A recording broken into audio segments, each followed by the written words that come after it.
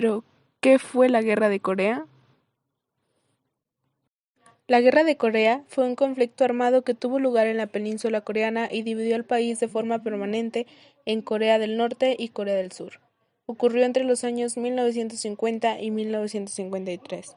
Fue el primer conflicto armado de la Guerra Fría, causando aprensión en todo el mundo, pues hubo un riesgo inminente de una guerra nuclear en función de la implicación directa entre las dos potencias militares de la época.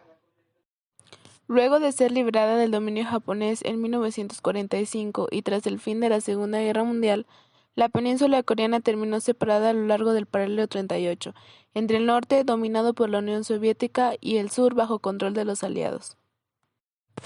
En estos primeros años de Guerra Fría, la unificación pacífica se convirtió en una idea imposible, y en 1948 se fundaron dos países: la República Popular Democrática de Corea, en el norte, liderada por Kim Il-sung, abuelo del actual mandatario, y la República de Corea, en el sur, con Syngman Rhee en el gobierno.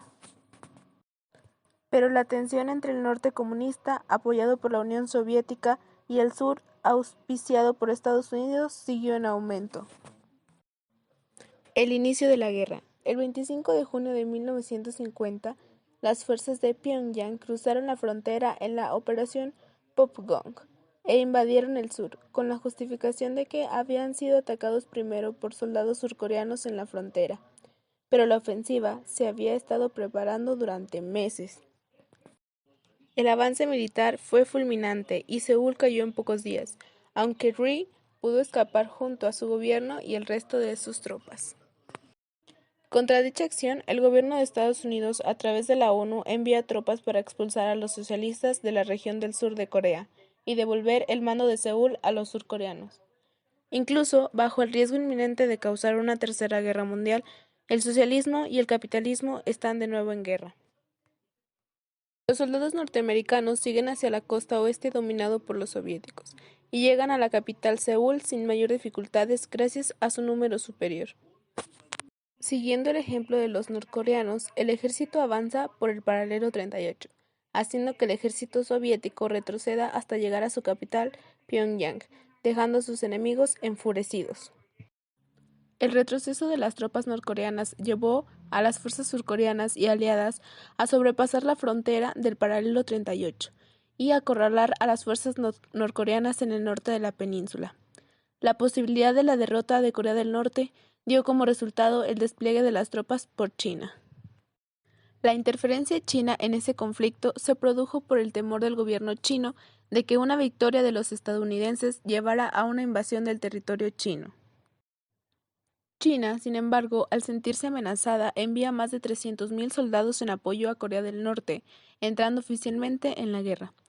China, a ejemplo de los estadounidenses, hacen que el ejército opositor retrocede y conquista nuevamente la capital de Corea del Sur, Seúl, el 4 de enero de 1951.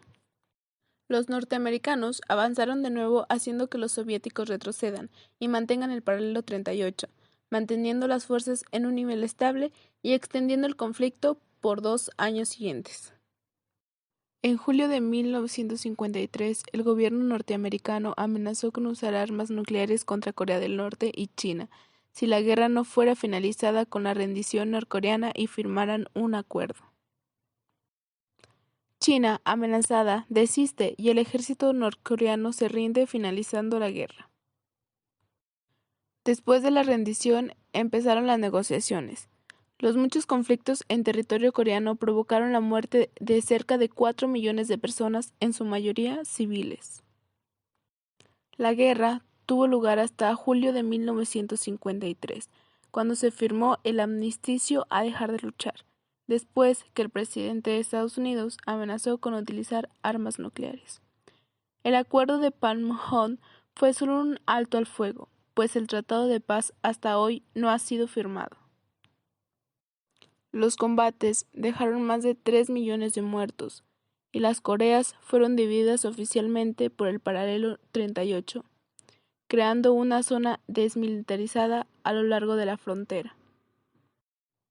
La frontera que divide a Corea del Sur capitalista y Corea del Norte comunista se mantiene hasta hoy, y, a pesar de su área desmilitarizada, sigue siendo víctima de frecuentes conflictos.